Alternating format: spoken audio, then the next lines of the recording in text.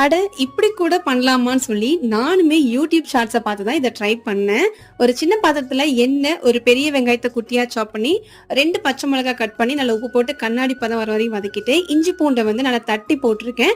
ஒரு 2 சின்ன தக்காளி கூடவே ஒரு 2 டம்ளர் அளவுக்கு சின்ன டம்ளர்ல தண்ணி ஊற்றி நல்லா கொதி வர விட்டுட்டு, இப்போ வந்து மஞ்சத்தூள், மிளகாத்தூள், கொத்தமல்லி தூள், கறி மசால் தூள், ஸோ இது வந்து ஒரு டேஸ்ட்டுக்காக. இப்போ இதை நல்லா மிக்ஸ் பண்ணிட்டு அந்த மசாலாவோட பச்சை வாசனை போற வரைக்கும் நல்லா இந்த அளவுக்கு நல்லா கொதி வர விட்டுட்டு இப்ப எல்லாத்தையும் மிக்ஸ் பண்ணி கொஞ்சமா மறுபடியும் தண்ணி ஆட் பண்ணி மூடி போட்டு வேக வச்சுக்கிறேன். இப்போ நான் ஆல்ரெடி ஒரு 3 முட்டையை வேக வச்சு இந்த மாதிரி குட்டி குட்டியா கட் பண்ணி வச்சிருக்கேன். ஸோ இதுதான் வந்து ஹைலைட் இந்த கிரேவில.